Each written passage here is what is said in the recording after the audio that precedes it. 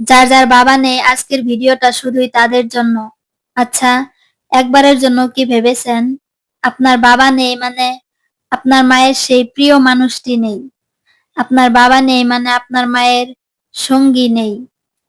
আপনার বাবা নেই মানে আপনার মায়ের মাথায় হাত রেখে বলবে যে চিন্তা করো না, আমি তো আছি, এই কথা বলার মানুষটি নেই।